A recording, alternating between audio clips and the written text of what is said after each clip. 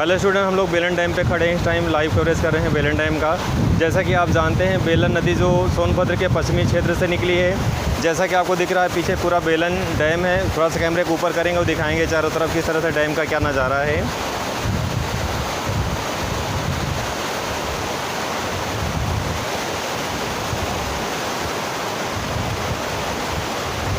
तो जैसा आप जानते हैं, बेलन नदी जो सोनभद्र के पश्चिमी क्षेत्र से निकली है और ये उत्तर प्रदेश के मिर्ज़ापुर में ये डैम बना हुआ है। इसे बेलन डैम के नाम से जानते हैं। तो जैसा आप जानते हैं, इसका अपना एक इम्पोर्टेंट है, प्रागैतिहासिक काल का इसका अपना एक महत्व है। आगे चल करके हम इसका और इम्पोर्टेंट बताएंगे आपको। तो जैसा आप दिख रहा है, आपको बेलन डैम के नाम से जाना जाता है और ये मिर्ज़ापुर डिस्ट्रिक्ट में है। तो चारों तरफ से दिख रहा है आपको पीछे का नज़ारा पूरा। वाटर का काफ़ी फोर्स है, किस तरह से बहाव है काफ़ी इसमें। हालाँकि बहुत ख़तरनाक भी होता है, काफ़ी गहरा भी है डैम। ये 2 स्टेप में बनाया गया है। पहले स्टेप में वाटर को ज़्यादा स्टोर किया गया है। सेकंड स्टेप में जब वाटर नीचे गिर करके आता है, जैसे फिर वाटर रुकता है। इसमें भी लगभग 10 फीट समथिंग 10 फीट गहराई है और ऊपर वाले में ज़्यादा गहराई है। तो इसमें इस स्टेप में पानी को स्टोर किया जाता है, फिर इसके बाद अगले स्टेप में पानी और सप्लाई होता है। जैसा आप दिख रहा है, आपको काफ़ी गहरा है, यहाँ पे पानी का काफ़ी बहाव है। मिर्ज़ापुर के बेलन डैम में है। तो बेलन डैम का लाइव कवरेज करने के लिए आए। जैसा कि आप देख रहे हैं, हमारे पीछे जस्ट डैम है। कैमरे को घुमाएंगे और दिख रहा है किस तरह से वाटर का सप्लाई है। लगातार प्रेशर से पानी नीचे गिर रहा है। तो डैम सिस्टम आप समझेंगे, जिस तरह से पहाड़ी क्षेत्रों का जो डैम होता है काफ़ी ऊंचाई से गिरता है, क्योंकि पहाड़ों से जो पानी आता है उसमें और ज़्यादा प्रेशर होता है और पानी को ज़्यादा से ज़्यादा स्टॉक किया जाता है, क्योंकि वो ऊंचा होता है। और मैदानी क्षेत्र का जो डैम होता है, जैसा कि आप जान रहे हैं, मिर्ज़ापुर, प्रयागराज, जौनपुर, ये सारे मैदानी क्षेत्र के डिस्ट्रिक्ट हैं। और मैदानी क्षेत्र के जो डिस्ट्रिक्ट होते हैं, वहाँ पे जो डैम होते हैं, जैसे मिर्ज़ापुर का ये डैम है, इसका नाम बेलन डैम है। तो ये जिस तरह से देख रहे हैं, इसका ऊंचाई बहुत कम है। रिहंद बांध की ऊंचाई ज़्यादा है, क्योंकि वहाँ पे पहाड़ ऊंचा है, वहाँ से डैम बनाया गया है उस पर। तो कंडीशन डिपेंड करता है कि डैम किस कंडीशन में बनाया गया है। जो डायरेक्टली पहाड़ के जस्ट बगल बनाया जाता है, उसकी ऊंचाई ज़्यादा होती है और उसमें पानी का स्टॉक ज़्यादा होता है।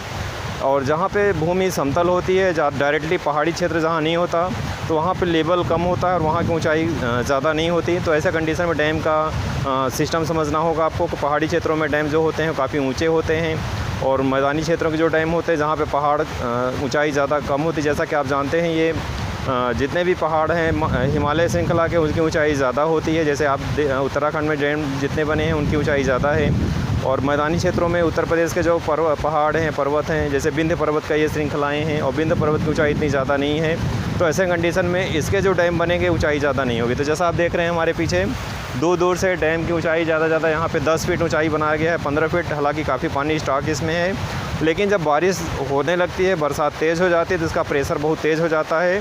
और हम लोग जो डैम के सामने वीडियो शूट कर रहे हैं, जो कि परमिशन लिए हैं, यहाँ पे वीडियो बनाना अलाउ नहीं है, क्योंकि डैम का पानी अगर प्रेशर से बहेगा तो जो भी यहाँ पे रहेगा वो बह जाएगा। तो डेंजरस प्लेस है ये, सबके अलाउ नहीं होता। परमिशन लेके आए हैं यहाँ पे वीडियो बनाने के लिए।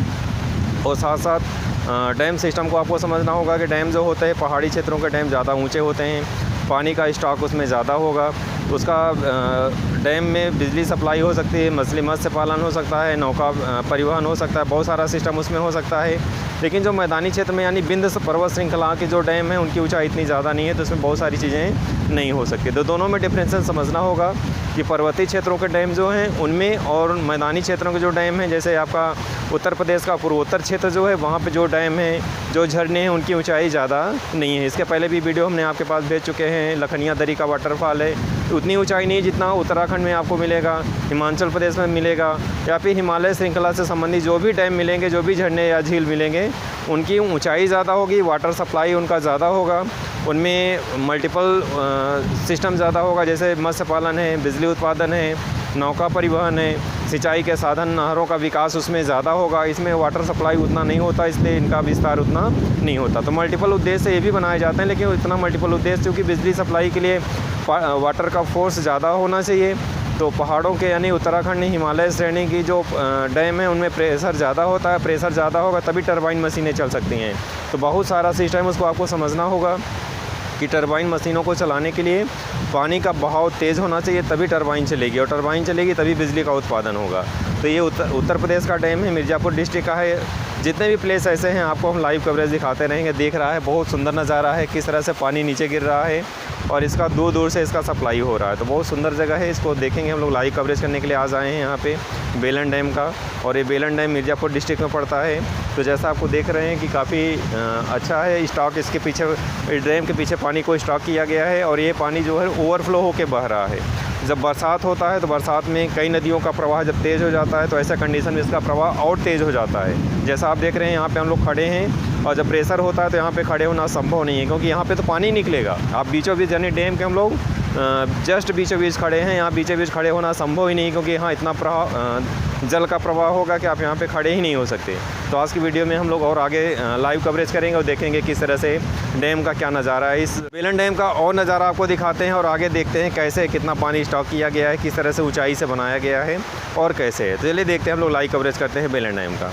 ये रेस्टोरेंट जैसा कि आप देख रहे हैं हमारे पीछे डैम है, बेलन नदी पे बनाया गया है, मिर्ज़ापुर डिस्ट्रिक्ट पड़ता है। और ये बेलन नदी सोनभद्र के पश्चिमी क्षेत्र से निकली है, तो लास्ट में जाके ये टोंस नदी में मिल जाती है, यानी टोंस नदी में इसका संगम हो जाता है।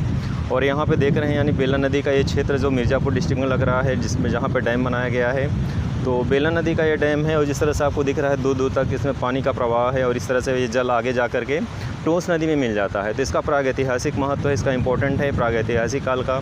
इसमें आपको डिजिटल तरीके से आपको बताया जाएगा क्या क्या चीज़ें महत्व हैं, जैसे प्रागैतिहासिक काल, जो भी नदियाँ हैं, जो भी सभ्यताएँ डेवलप हुई हैं, किसी न किसी नदी के मुहाने पे डेवलप हुई, क्योंकि उस समय वाटर की नीडेड थे।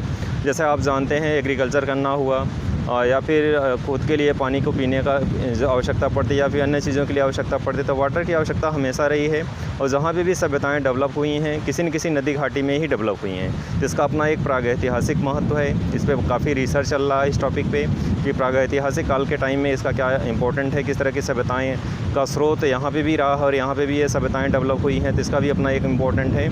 और जैसा कि आप जानते हैं, चाहे वो सिंधु घाटी की सभ्यता रही हो, चाहे हड़प्पा सभ्यता रही, जो भी सभ्यताएं थीं वो किसी न किसी नदी घाटी में डेवलप हुई थी। और उन नदी घाटी के पीछे का उनका उद्देश्य एग्रीकल्चर करना, पशुपालन करना, कृषि कार्य करना, अपने उद्देश्य के लिए यानी अपनी आवश्यकताओं की पूर्ति के लिए जल की आवश्यकता होती थी। इसलिए जो भी सभ्यताएँ होती थी वो ज़्यादातर नदी घाटियों में या नदी के मुहाने पे ही या नदी के आसपास में ही वो विकसित होती थी। तो सभ्यताओं का अपना एक इतिहास रहा है, और इस नदी का अपना एक प्रागैतिहासिक स्थल यहाँ पे पाए गए हैं। तो इस तरह से इसका प्रागैतिहासिक महत्व है इस बेलन नदी का। जैसा कि आप जानते हैं ये सोनभद्र के पश्चिमी क्षेत्र से निकली है, और आगे हम लोग ऊंचाई पे चल के दिखाते हैं किस तरह से इसका क्या स्वरूप है, कैसे ऊपर से प्रवाह जल का इसका कैसे प्रवाह है। तो आगे चलते हैं और देखते हैं कैसे है।